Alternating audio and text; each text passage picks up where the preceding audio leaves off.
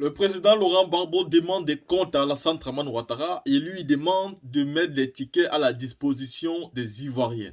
Hier, la team, j'ai fait une vidéo là-dessus pour dire déjà que le président Laurent Gbagbo a parlé. Il a parlé fort. Mais comme c'est un fin politicien, beaucoup d'Ivoiriens ne comprennent pas quand il parle. Voilà pourquoi vous avez certains opposants apprentis qui sortent tout le temps et disent « Ah, le président Laurent Gbagbo ne parle même plus. Oh, il est tranquille, il est couché chez lui, il ne fait rien. » Parce que vous ne comprenez pas le langage politique du monsieur. Il est très loin devant vous. Il est à un niveau où vous ne pouvez pas, vous n'avez pas le niveau, vous n'avez pas l'expérience politique et le langage politique qu'il a pour comprendre qu'il n'y a pas un politicien à l'heure actuelle en Côte d'Ivoire qui attaque Ouattara comme le président Laurent Gbagbo. À chaque fois où il sort, il dénonce toujours.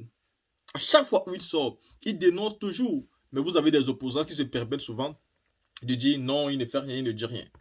Écoutez, le président Laurent Gbagbo demande à Alassane Dramane Ouattara d'arrêter la corruption qui se passe dans l'affaire de la billetterie. Il dit à Alassane Ouattara de stopper la corruption qui se passe dans l'affaire de la billetterie. Il demande à Alassane Ouattara de ne pas humilier la Côte d'Ivoire avec cela.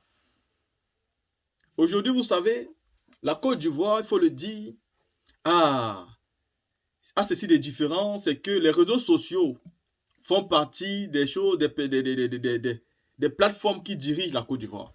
Quand les réseaux sociaux prennent un problème à bras le corps en Côte d'Ivoire, je vous assure, vous pouvez avoir une solution. Seulement quand il s'agit de la politique, je le précise. Et pourquoi? C'est différent qu'ils aient de la politique, mais parce que en termes de politique, ils sont divisés. Alassane Ouattara a payé ses moutons qui sont sur les réseaux sociaux. Pendant que les vrais patriotes ivoiriens sont en train de mener le combat, il y a les moutons d'Alassane Ouattara aussi qui sont en train de lutter pour que les choses ne changent jamais. Et à cause de cela, on a l'impression que qu'il s'agit de la politique, rien n'avance. Pourtant, si tous les Ivoiriens étaient unanimes sur le fait qu'Alassane Ouattara doit partir, une chose est sûre, ça aurait été fait. Regardez vous-même. Dès que les réseaux sociaux ont parlé des biais, les étrangers sont venus, ils ont parlé des biais, les Camerounais, les Guinéens, et même hier encore, on a encore vu un Guinéen qui a aussi une chaîne YouTube, qui a fait une vidéo alors qu'il était à l'extérieur du stade. Il n'y avait plus les tickets, pourtant le stade était encore vide. Il était tellement remonté. Mais il doit savoir que sur le même stade hier, le Cameroun avait déjà joué contre le Sénégal et que les sportifs étaient à plus de 19 000 personnes. Et donc le stade était déjà bondé pendant le match du Cameroun. Mais ça serait quand même un peu grâce aux réseaux sociaux. Mais le président Laurent Gbagbo a encore dénoncé cette corruption-là. Il a dénoncé la mafia qui se passe par dans les détournements de fonds publics. Il a dénoncé toutes ces choses que beaucoup d'opposants aujourd'hui n'ont pas le courage de dénoncer. Mais surtout, n'oubliez pas la fête de la Renaissance du PPACI qui va se tenir en mars. Soyez donc prêts parce que le pain est déjà sorti. Vous qui êtes à Abidjan ou peu importe dans le monde, prenez votre pain. Ceci étant dit, écoutons ici cette vidéo de Souleymane Gbagbo Koné qui débriefe la vidéo du président Laurent Gbagbo. Camarades peuple d'Afrique, peuple de Côte d'Ivoire, mes chers frères et sœurs, soyez salués en vous rang grande qualité. Peuple d'Afrique du Nord, du Sud, de l'Est, de l'Ouest en passant par le centre, chers camarades du Litako Gourmand, soyez salués. Soyez salués, chers camarades. Le président Laurent Gbagbo a fait un discours fleuve, chers camarades peu d'Afrique, où il a touché à tous les points de l'actualité de nos jours. Chers camarades peu d'Afrique, il a demandé à Dramane de faire sortir les tickets et de les mettre à la disposition des Ivoiriens, des Africains amoureux du football.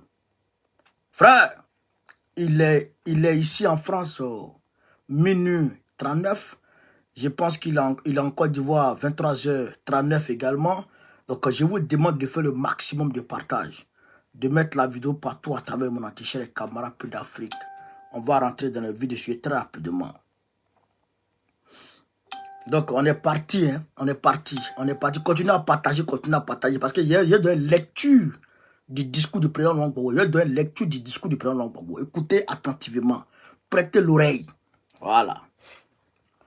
Discours intégral du président Laurent Gbagbo à la cérémonie de présentation des vœux du nouvel an de la direction du parti mercredi 17 janvier 2024. On écoute, hein. Écoutez le discours. On va commencer pour descendre, pour aller quand il a touché Ouattara. On va aller paragraphe par paragraphe. C'est Gbagbo qui parle, hein. Je vous remercie d'avoir organisé cette cérémonie pour me souhaiter la bonne année. Je vous suis reconnaissant parce que les lèvres peuvent mentir, mais la réalité, elle ne ment pas. Quand je vois cette salle aussi pleine et que j'écoute les contenus des différents messages, j'en suis heureux et je dis, c'est bon. Le parti est en marche. Le PPA, c'est une autre partie, est en marche. On écoute Gbagbo Laurent. Monsieur les vice-présidents, monsieur les responsables de la direction exécutive, madame la présidente du comité de contrôle, monsieur le président du CSP, vous tous, mesdames et messieurs les élus, les présidents des institutions du parti, les militants de base, je vous salue. Ça, c'est Gbagbo qui parle. On l'écoute, Cheikh Amara Paix d'Afrique.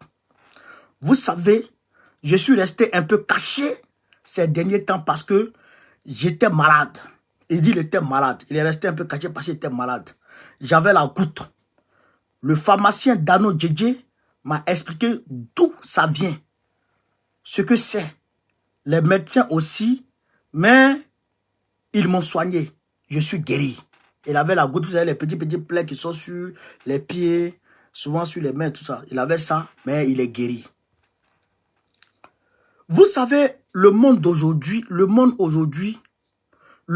est en train de traverser une période difficile et les gens ne voient pas la profondeur. Mais il faut qu'ils voient. Il faut qu'ils voient et savoir ce que signifient les guerres entre la Russie et l'Ukraine et entre Gaza et Israël. C'est Gbagbo qui parle. Hein? Voilà. C'est très important ça. C'est le monde entier qui change de fondamentaux, de repères. Jusqu'à présent, depuis 1988, nous vivions sur les acquis de la chute du mur de Berlin. C'est-à-dire que le vieux monde, le monde qui a été imposé par les États-Unis après la guerre froide. On dit que le communisme est mort et c'est sur ces acquis que la diplomatie mondiale s'est construite. C'est depuis lors que pour ce qui concerne les ex-colonies françaises, François Mitterrand a demandé aux gens d'ouvrir et de faire le multipartisme. Vous suivez?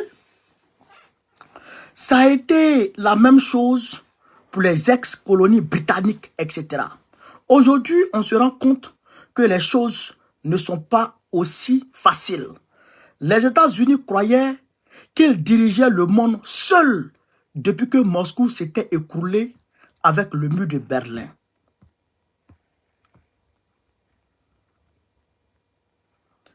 Que nenni, les États-Unis se rendent qu'ils sont menacés.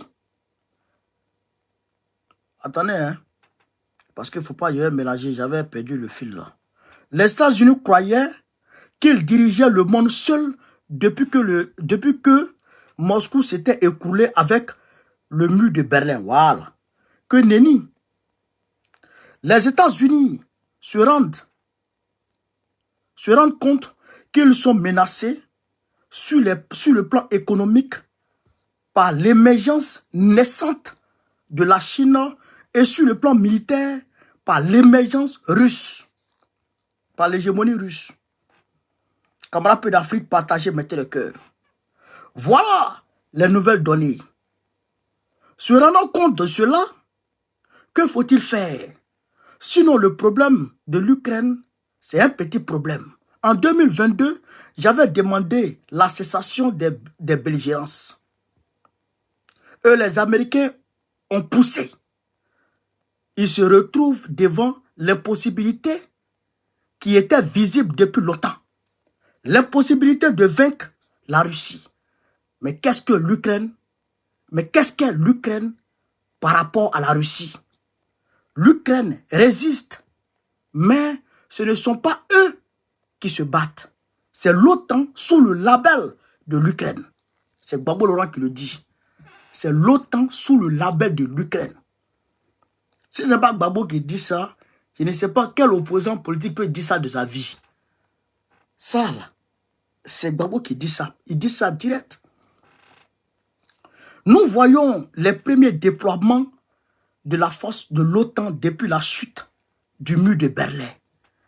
Et pour la Russie, c'est très important de refuser que l'Ukraine rentre dans l'Union européenne et dans l'OTAN. Poutine se rendant donc dans la même situation, Poutine se retrouve, autant pour moi, Poutine se retrouve donc dans la même situation de Kennedy en 1962. En 1962, Khrouchtchev a installé des bases militaires, des fusées militaires à Cuba. Kennedy a dit, c'est insupportable que j'ai sous mon nez des armes balistiques de la Russie à quelques kilomètres des frontières américaines. D'où la naissance de la crise qu'il y a eu. Mais la sagesse avait fini par l'emporter. Khrouchtchev avait retiré ses fusées et les Américains avaient cessé de tempêter. Aujourd'hui, on assiste à la même situation à l'inverse. On assiste à la même situation à l'inverse. Les Américains veulent faire de l'Ukraine un pays de l'Union européenne et un pays de l'OTAN pour installer les bases militaires de l'OTAN en Ukraine, c'est-à-dire à quelques kilomètres de Moscou. Et ça, Poutine ne peut pas l'accepter. Poutine a la même réaction que Kennedy. On dit que Moscou a attaqué l'Ukraine, mais on ne dit pas pourquoi. Les mêmes choses produisent les mêmes effets. Frère, ça c'est Gbagbo Laurent. Quand on dit Gbagbo Koné, il vient de quelque part. Il vient de quelque part. Tout le monde ne peut pas porter le nom Gbagbo et progresser avec. Tu vas t'écrouler. Si tu n'es pas fort, si tu n'es pas visionnaire, si tu n'as pas l'esprit de l'homme, chers camarades peu d'Afrique, c'est ce que je m'évertue ici à vous dire tous les jours. On va rentrer dans Gaza, hein. On va rentrer dans le cas de l'Israël. Vous allez comprendre, vous allez voir. Suivez. Il faut donc que le monde entier sache ce qui se passe. Parce que ce qui se passe là-bas nous concerne ici. L'Ukraine est le principal producteur de blé au monde. La Russie est le deuxième producteur de blé dans le monde. Si les ports d'Odessa sont fermés, c'est tout naturellement qu'il y a du blé en moins à l'exportation. Et donc, le prix du blé a son prix qui s'envole. Chers camarades, faites attention à ce qui se passe dans le monde. Je ne vais pas aller plus loin. Mais je vous ai dit ce que je vous ai dit là parce que dans vos lectures, vous ne vous contentez pas de lire les pages nécrologiques de Fraternité Matin et ce qui se passe à Zoukougbe. Et ce qui se passe à Zoukougbe, à Niambezaria. Il faut regarder parce que notre vie est suspendue au contexte global. Il dit, ne regardez pas les pages nécrologiques de Fraternité Matin seulement. Lisez, regardez la géopolitique, intéressez-vous à la géopolitique comme le fait son fils Gbagbo Koné. Ça aussi c'est une réalité. Quant à ce qui se passe en Israël, entre Israël et le Hamas, on nous dit que le Hamas a attaqué Israël. C'est vrai. Mais pourquoi le Hamas a bombardé Israël? C'est ça qu'on ne nous dit pas. L'autre jour, Pierre Kipré m'a rappelé que c'était en 135 qu'on avait vidé la Palestine de tous les Juifs. En 135 de notre ère, pour ceux qui veulent lire, je les renvoie à Flavius. Joseph, pour avoir des nouvelles fraîches, c'est-à-dire anciennes, les ayant vidés, ils se sont éparpillés dans le monde. Mais la terre n'est pas restée vierge.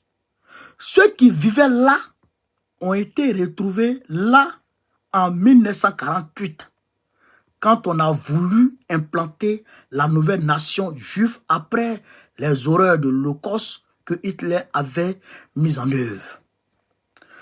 Je vous l'avais dit ici, et je répète que les propositions qui avaient été faites étaient le Fouta Djallon pour créer le nouvel État juif.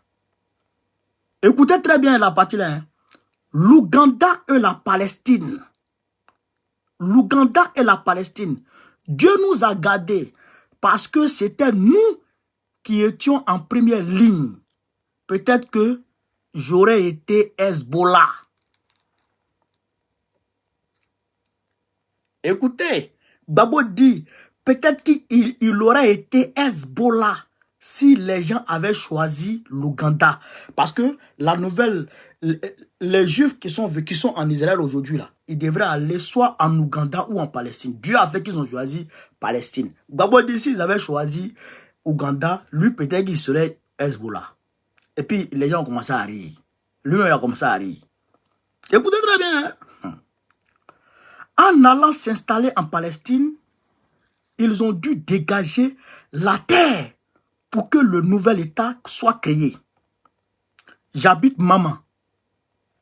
Vous voulez y implanter un État et mes parents et moi, on doit aller se faire voir ailleurs. Naturellement, on s'y oppose. La guerre entre ceux qui étaient là, qu'on appelle aujourd'hui les Palestiniens, et le nouvel État d'Israël, a duré jusqu'à ce qu'un jeune ingénieur qui a pris le surnom de Yasser Arafat devienne le leader des Palestiniens et se mettre à se battre et en même temps négocier pour trouver une solution. La solution qui a été trouvée, qui était, à mon avis, est la meilleure, qui était, à mon avis, est la meilleure.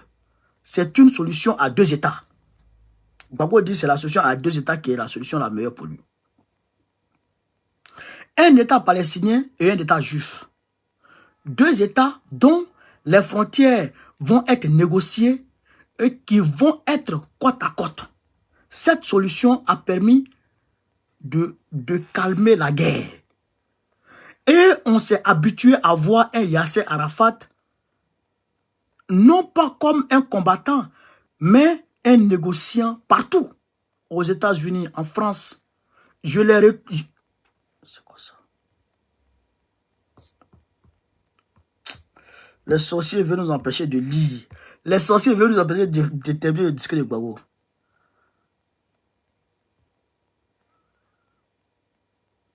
C'est ici.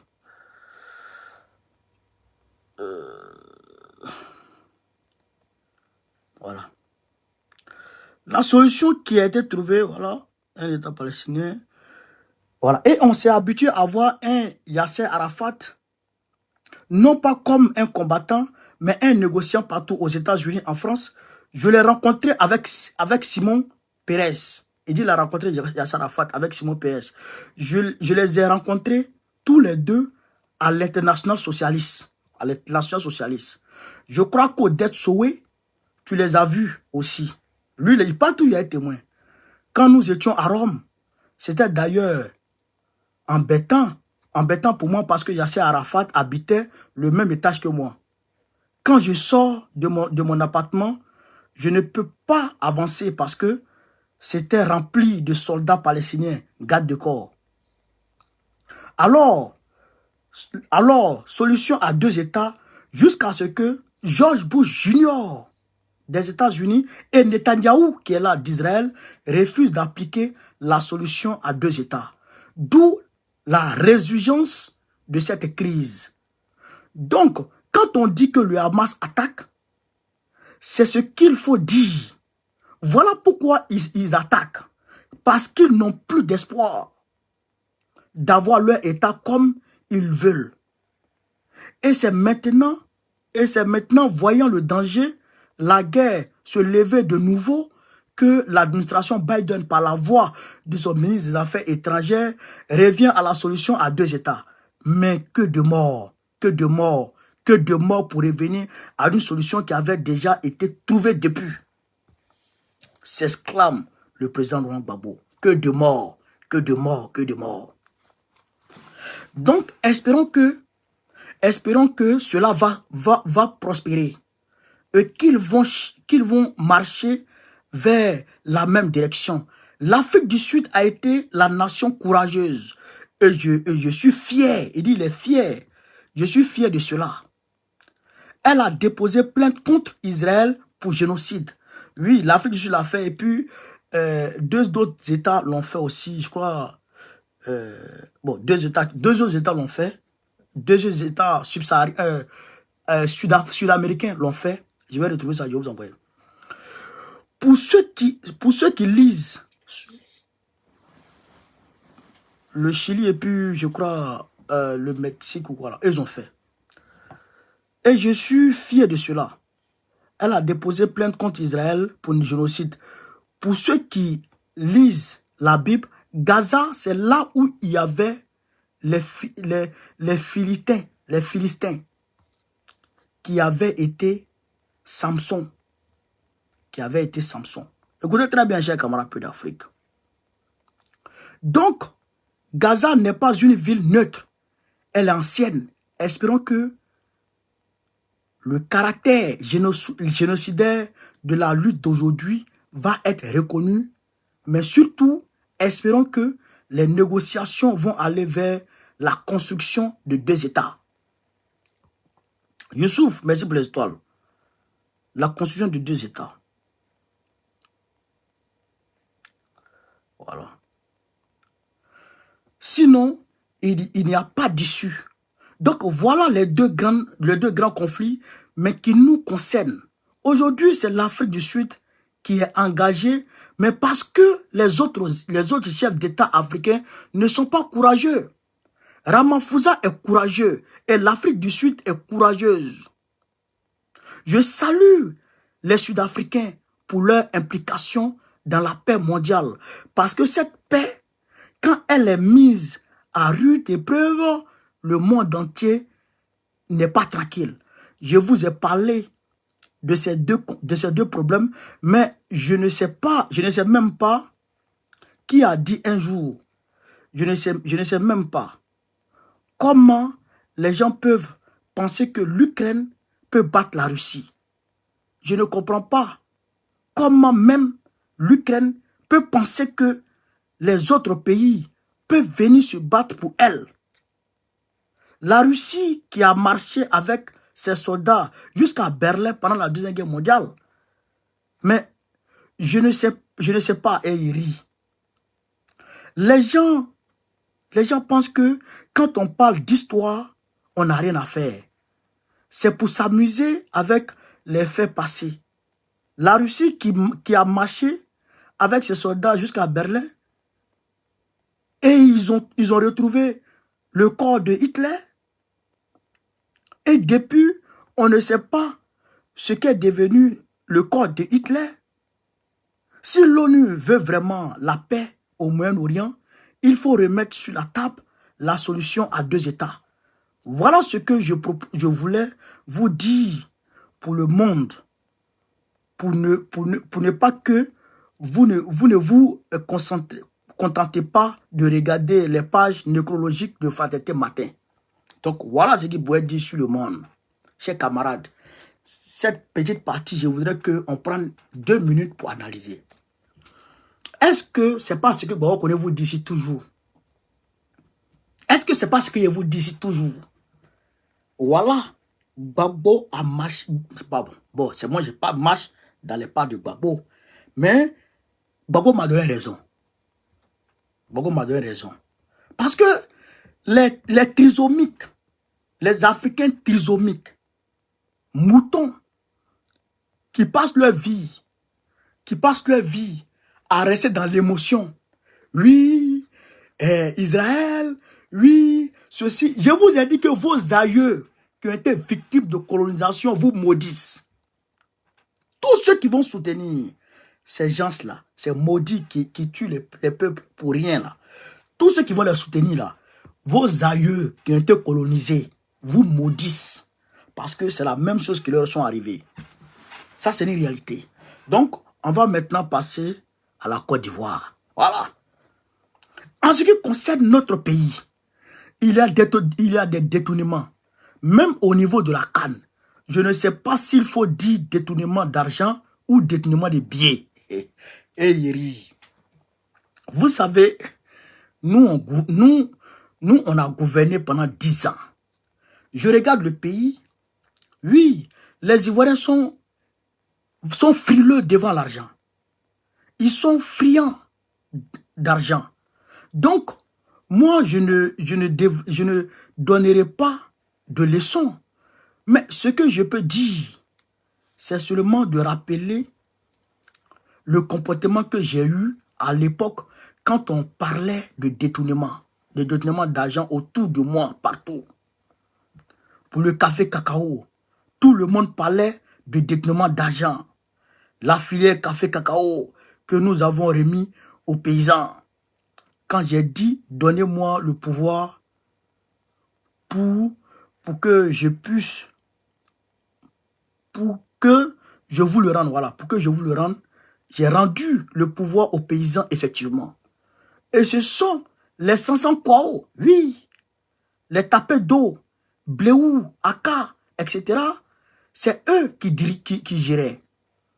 Je me rappelle bien où le premier jour, j'étais ému de voir Tapé d'eau annoncer à la télévision le prix d'achat du cacao et du café.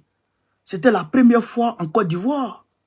Quand on parlait de détournement dans la filière café-cacao, je ne veux pas accuser quelqu'un aujourd'hui, mais je veux leur dire ce que j'ai fait en mon temps. J'ai écrit au procureur, la lettre existe et elle est sur les journaux. Elle est dans les archives de la présidence. Je lui dis qu'on parle beaucoup de malversation dans la filière café-cacao. Enquêtez pour savoir si c'est vrai ou faux. Mais si vous enquêtez et que vous pensez que... Putain. Excusez-moi. Hein. Je ne sais pas pourquoi mon téléphone me fait chier là.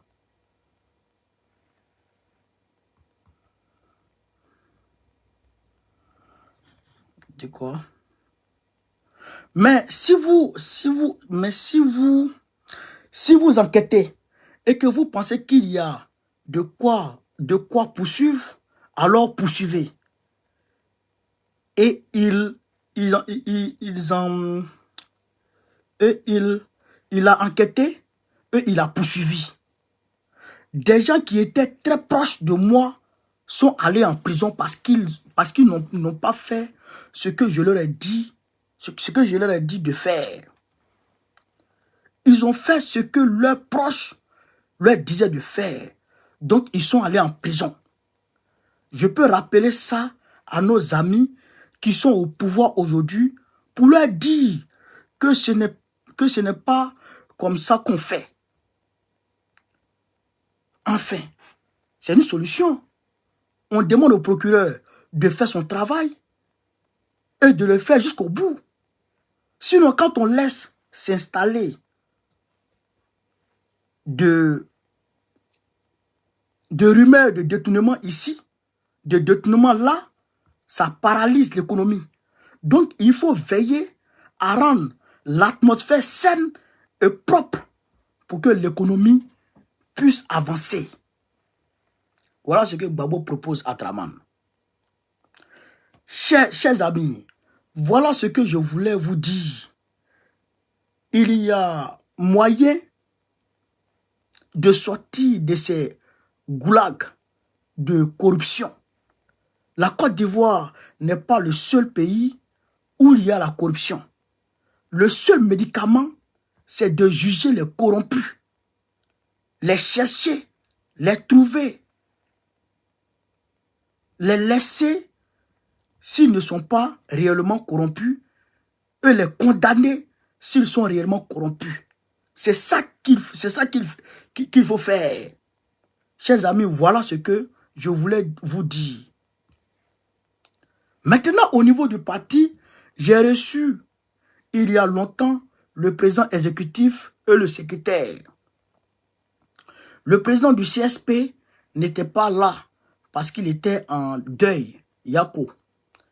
Il faut absolument gagner la bataille de l'implantation de notre parti.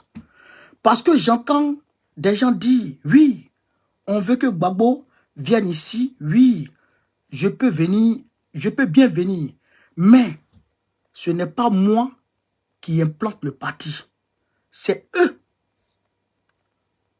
Parce que, de toutes les façons, si moi je viens, il y aura toujours une foule qui viendra. Mais qu'en est-il de l'implantation? Quand quelqu'un a un problème, il dit, je vais voir Gbagbo, je vais voir Gbagbo.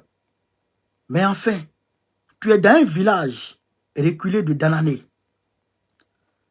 Tu es à Sipilou là-bas. Et tu dis que tu veux voir Gbagbo. Mais quand Gbagbo va faire quoi? Mais Gbagbo va faire quoi? Tu as des problèmes avec les gens de Sipilou. Réglez vos problèmes. Après, Gbagbo peut venir vous rendre visite et vous remercier. Vous féliciter d'avoir réglé vos problèmes. Mais vous ne pouvez pas lui demander de venir comme un Américain. Oui, et je suis là. Non, hein? Il y a eu un problème entre les femmes après les élections. Mais je vois partout. Gbagbo a réglé le problème. Bon, c'est mon bon nom. Mais si les femmes elles-mêmes n'avaient pas décidé de régler leurs problèmes, la réunion que j'ai convoquée, c'était zéro. Elles ont discuté et après, je les ai reçues. J'ai juste repassé. Mais si le linge est sale, si tu repasses, c'est la saleté que tu reprends partout. Donc, implanter le parti. Voilà ce qu'il demande aux camarades ici et là. Vous qui êtes un peu à l'intérieur du pays, implantez le parti. N'attendez pas toujours que Gbagbo vienne à vous. Implantez le parti. Travaillez, travaillez, travaillez, travaillez.